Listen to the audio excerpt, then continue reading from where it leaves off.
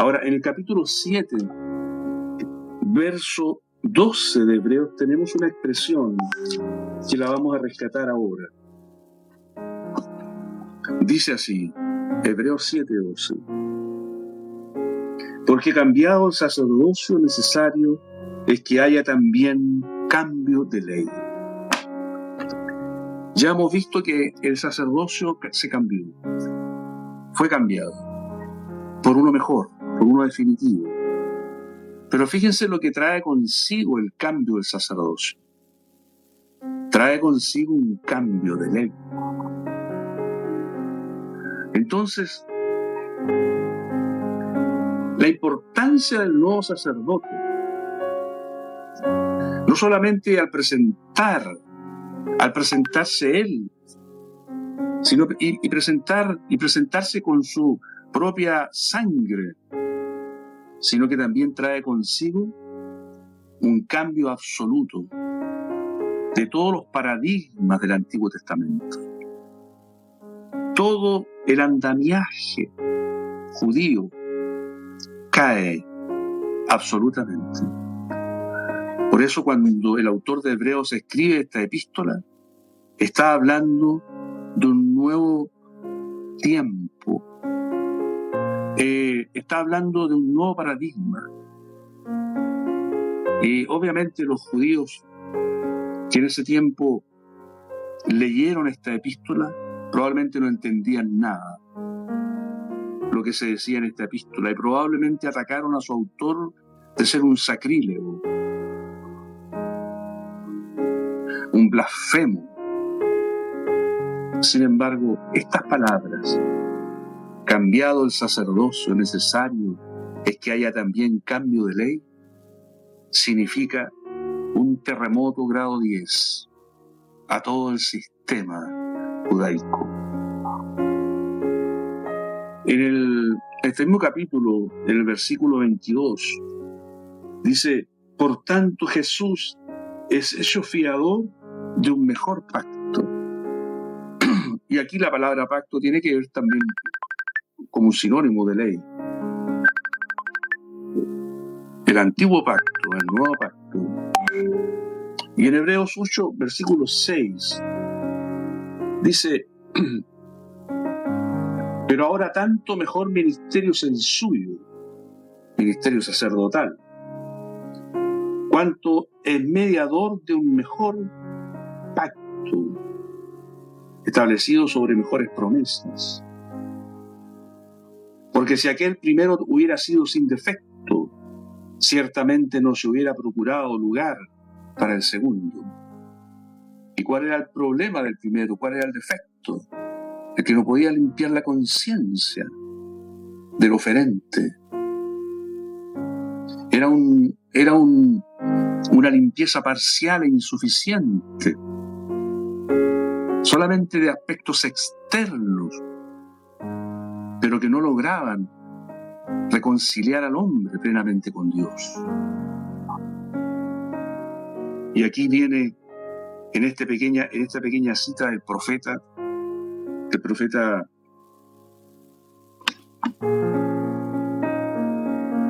Jeremías,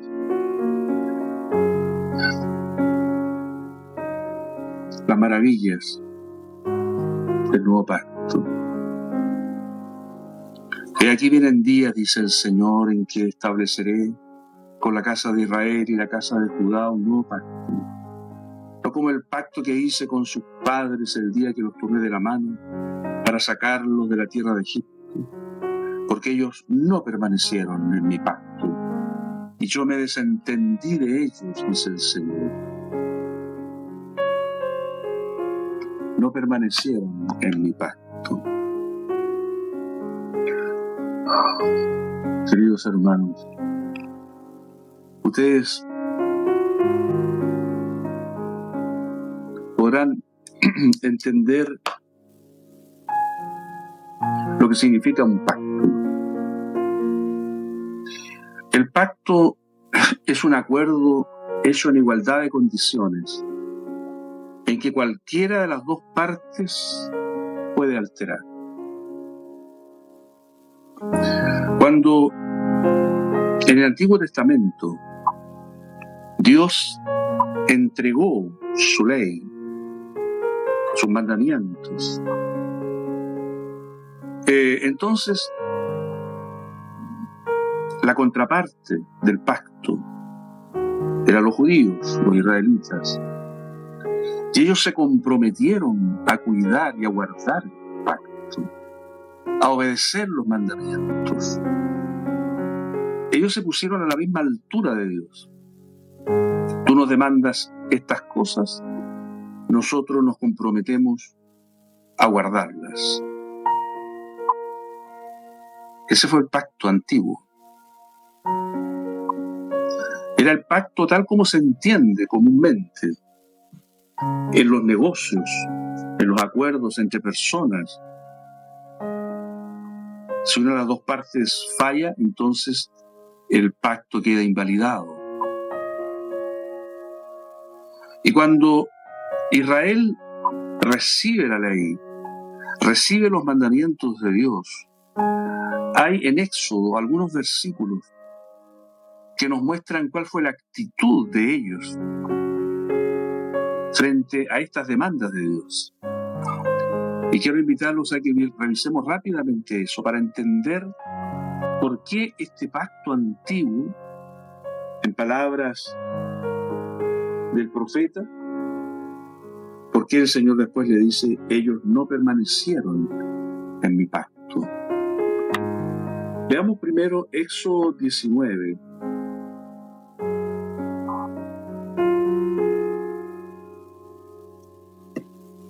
Versículo 3 al 8. Y Moisés subió a Dios y Jehová lo llamó desde el monte, diciendo, así irás a la casa de Jacob y anunciarás a los hijos de Israel, etcétera, etcétera. Y seguimos avanzando. Versículo 5. Ahora pues, si diereis oído a mi voz y guardareis mi pacto, vosotros seréis mi especial tesoro sobre todos los pueblos, porque mía es toda la tierra. Y vosotros me seréis un reino de sacerdotes y gente santa. Estas son las palabras que dirás a los hijos de Israel. Entonces vino Moisés y llamó a los ancianos del pueblo y expuso en presencia de ellos todas estas palabras que Jehová le había mandado. Y todo el pueblo respondió a una y dijeron, todo lo que Jehová ha dicho haremos. Y Moisés refirió a Jehová las palabras del pueblo. Todo lo que Jehová ha dicho haremos. Veamos el capítulo 24, versículo 3. Y Moisés vino y contó al pueblo todas las palabras de Jehová y todas las leyes, y todo el pueblo respondió a una voz y dijo, haremos todas las palabras que Jehová ha dicho. Y en el versículo 7, y tomó el libro del pacto y lo leyó a oídos del pueblo, el cual dijo, haremos todas las cosas que Jehová ha dicho y obedeceremos. 3 veces aparece en Éxodo este compromiso del pueblo para obedecer el pacto. Sin embargo, Israel no conocía la impotencia de la carne para agradar a Dios. No conocía su defección, la caída, la impotencia. No solo de ellos no la conocían y tampoco nosotros. Y si no, acuérdense ustedes, cuando recién se convirtieron al Señor,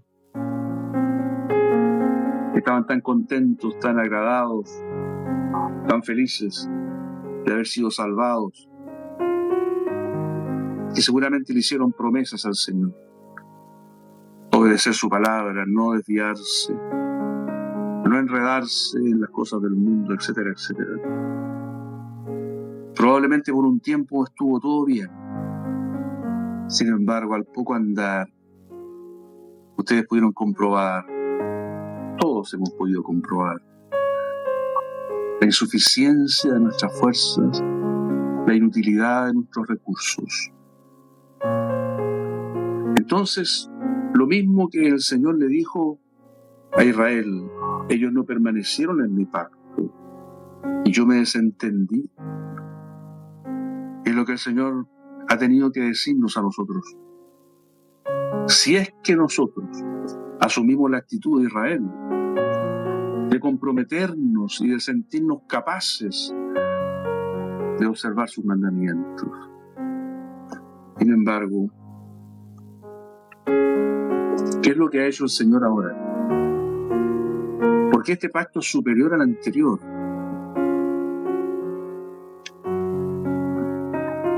Porque dice aquí en el versículo 6, tanto mejor ministerio es el suyo cuanto es mediador de un mejor pacto establecido sobre mejores promesas. Y veamos algunas de sus promesas. Versículo 10. Por lo cual este es el pacto que haré con la casa de Israel después de aquellos días, dice el Señor. Pondré mis leyes en la mente de ellos. En la mente. Y sobre su corazón las escribiré. La mente, la comprensión mental. Luego el corazón, que es ese ámbito más profundo. El corazón que tiene parte de lo que es el alma y de lo que es nuestro espíritu. El corazón, nuestra personalidad, nuestros afectos, nuestros sentimientos. Y seré a ellos por Dios, y ellos me serán a mí por pueblo.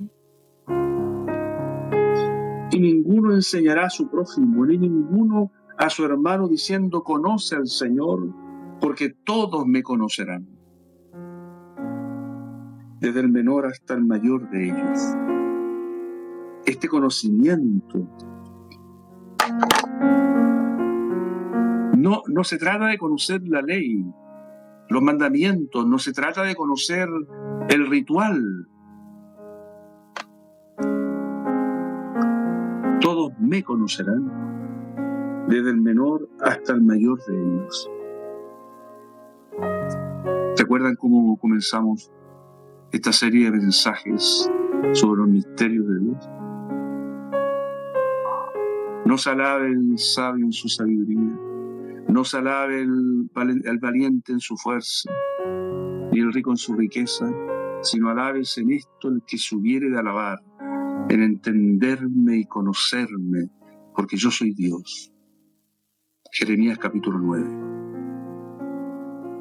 Y aquí entonces, aquello que era para el pueblo un desafío, una demanda inalcanzable, imposible, porque el hombre no puede conocer a Dios, no puede agradar a Dios. Aquí el Señor lo hace posible. Él lo concede. Todos me conocerán, desde el menor hasta el mayor de ellos. Y el menor aparece primero, como si dijera el más torpe, el más insuficiente.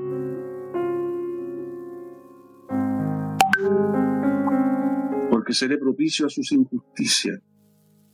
Y aquí la palabra propicio tiene que ver con propiciatorio. Lo que venimos diciendo, la sangre de Jesús derramada para el perdón de los pecados, a las injusticias. Y nunca más me acordaré de sus pecados y de sus iniquidades. Nunca más. Este asunto del nunca más me acordaré parece algo difícil de aceptar por cuanto se trata de Dios, que Dios olvide. Entonces, hay una palabra en griego que es muy hermosa y que nos ayuda a entender la grandeza del nuevo pacto y la superioridad del nuevo pacto con respecto al antiguo. Es la palabra diateque.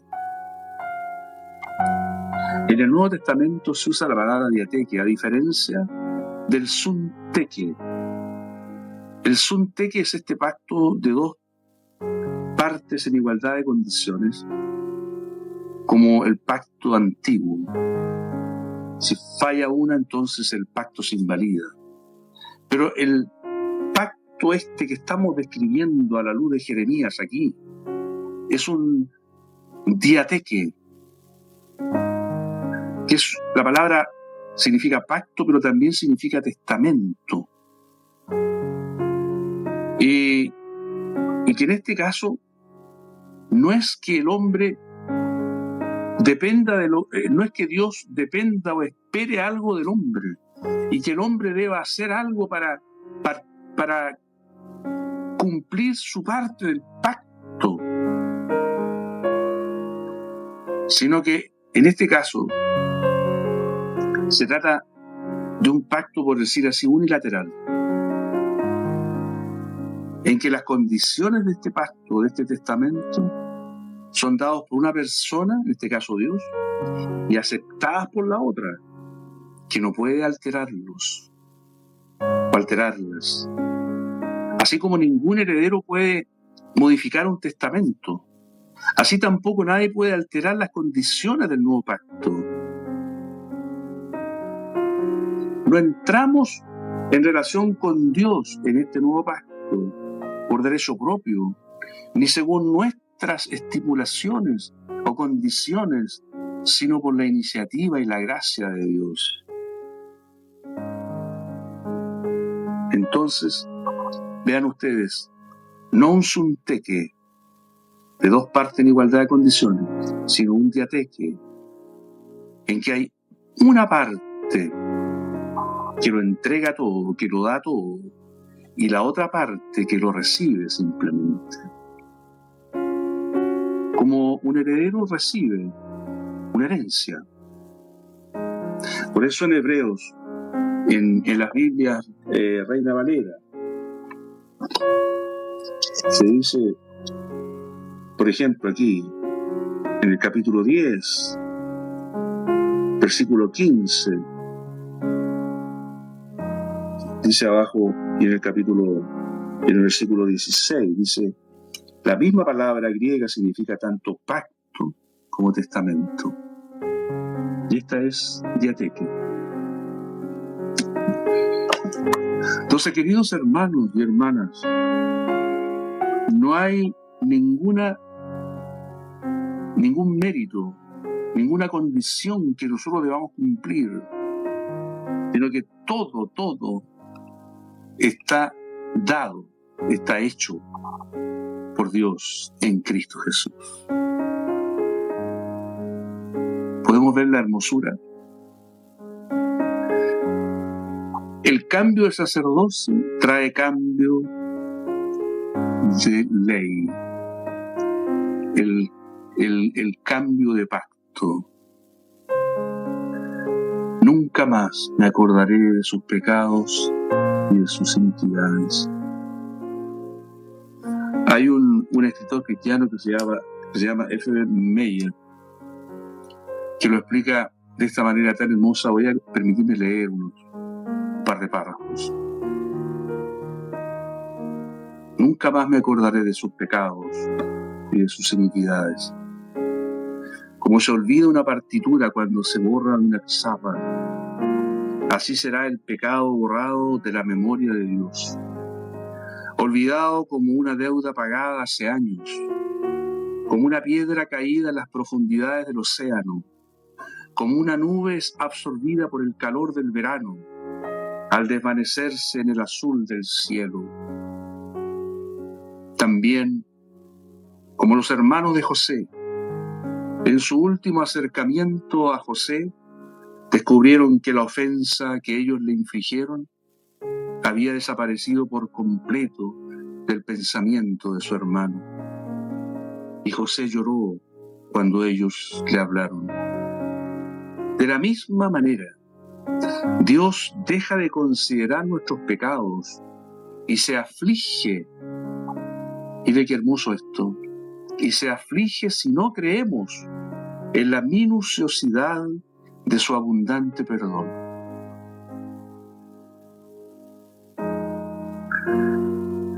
Podemos imaginar a Dios afligido porque nosotros no recibimos la maravilla de su perdón, porque porque todavía recordamos algo que Él ya olvidó, porque no creemos en la suficiencia y en el valor de la sangre de Cristo, y todavía intentamos hacer méritos para borrar esos pecados.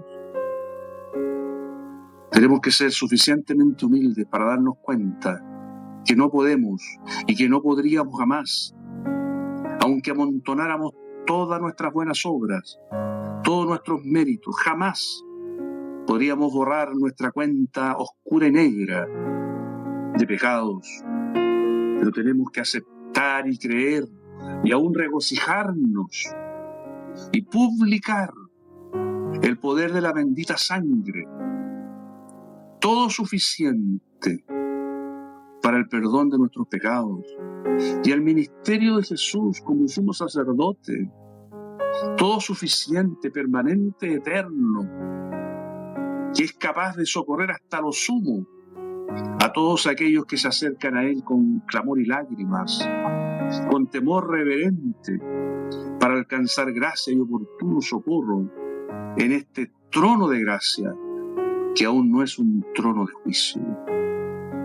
Bendito es el Dios y Padre por permitirnos asomarnos a estos misterios benditos, y en particular a este misterio del ministerio del sacerdocio del Señor Jesús a la diestra del Padre, según el orden de Melquisedec, no sujeto al tiempo ni al espacio, sino que lo abarca todo y lo supera todo, y es más sublime que los cielos.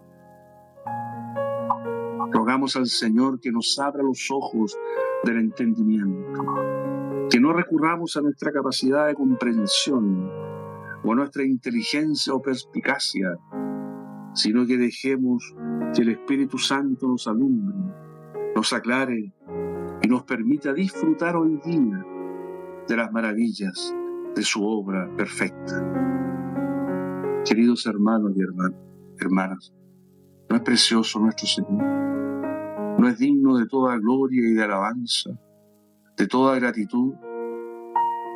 El Señor nos conceda su gracia, no para ser obreros laboriosos que intentan borrar sus faltas, sino obreros confiados, agradecidos, adoradores en espíritu y en verdad, que ofrecen lo único que pueden ofrecer: alabanza y gloria a aquel que no solo nos rescató, sino que hoy nos sostiene por su intercesión bendita. Demos gracias al Señor. Padre, te damos gracias por permitirnos vislumbrar al menos las maravillas de estos misterios. Concédenos, Señor, por tu Santo Espíritu, avanzar en el conocimiento de estas verdades gloriosas. Revélalas a nuestro corazón, muéstralas a nuestra mente y permítenos traspasarlas también a nuestra realidad cotidiana. Al andar de cada día, Señor, confiados, esperanzados y también alegres, gozosos de tenerte a ti, Señor Jesús, como nuestro fiel sumo sacerdote. En el nombre de Jesús lo pedimos. Amén.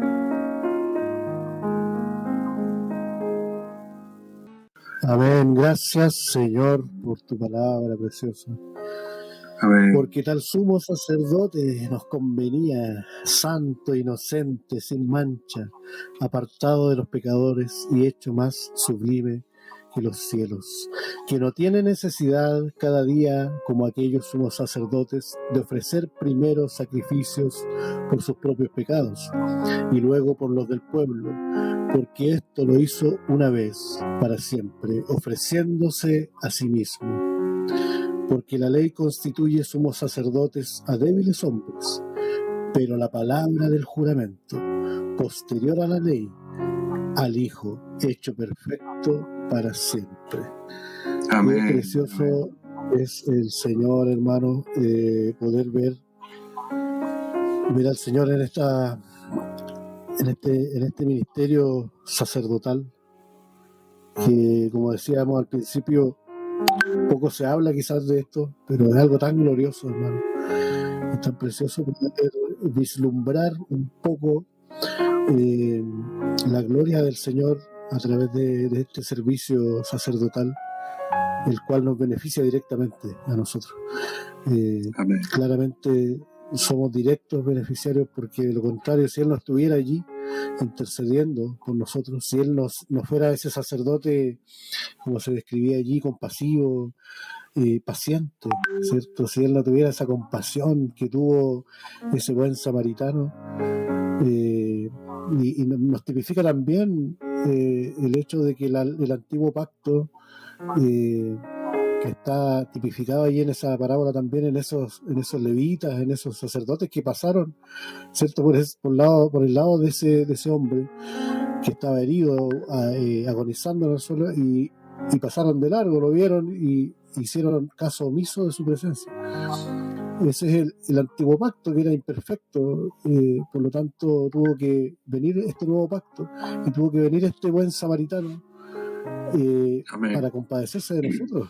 Sin duda tuvo que venir esa figura preciosa de Cristo, ese sacerdocio inmutable, ¿cierto? Cristo como sacerdote inmutable, o sea que Él no se va a mover de ahí, nada lo va a mover.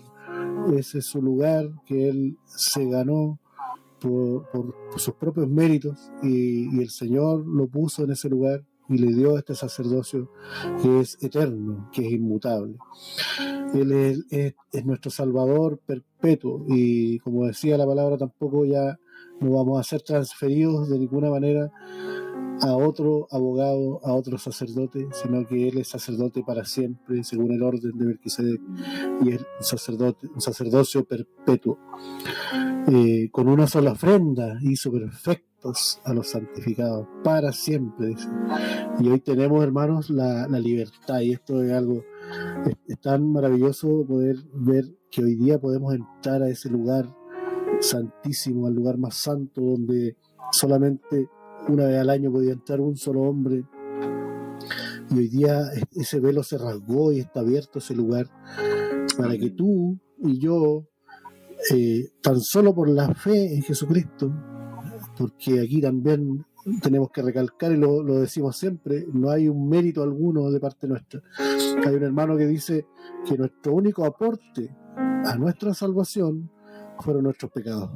No hay nada más que nosotros podamos aportar a la salvación nuestra y a este ministerio y a esta preciosa obra de nuestro Señor Jesucristo, de abrir ese velo, de rasgarlo desde arriba hasta abajo, para que nosotros pudiéramos entrar. Dice la Escritura que se rasgó el velo, que es su carne, dice, y pudimos entrar nosotros a ese lugar santo, al lugar más santo, para estar delante del Señor. Y hoy día somos un reino de sacerdotes, tú y yo. Aquí no hay rangos mayores, rangos menores, somos todos sacerdotes. Eso dice el Apocalipsis, que Él constituyó un reino de sacerdotes para Dios su Padre. Y hoy día tú y yo somos sacerdotes, tenemos la investidura sacerdotal para poder entrar a ese lugar y ministrar delante del Señor, adorar a nuestro Dios con libertad, con la conciencia limpia, ya no recordando nuestros pecados porque fueron olvidados. La sangre de Jesucristo nos limpió y los limpia, dice la epístola de Juan, ¿cierto? Que es un presente continuo. Él está limpiándonos a través de su sangre. Es algo continuo, no es algo que hizo una vez solamente, sino que hoy día dice, si alguno hubiere pecado, abogado tenemos con Dios, y su sangre nos limpia de todo pecado. A Jesucristo el justo, y su sangre nos limpia de todo pecado. Su sangre nos limpia de todo pecado. Entonces tenemos el Señor nos ha dado todas las cosas, no dejó nada el Señor, ningún cabo suelto, no dejó nada entreabierto como para que pudiéramos decir aquí faltó algo, sino que Él consumó todas las cosas y nos dio también la sangre preciosa de su Hijo, para que seamos limpios y podamos entrar con libre conciencia hoy día al lugar santísimo a adorarle. Qué maravilloso, hermano, qué privilegio más tremendo poder ver estas cosas, creerlas y poder vivirlas también, poder entrar nosotros, poder arrodillarnos en nuestro cuarto secreto y presentarnos delante del Señor en su lugar santísimo y estar delante de Él.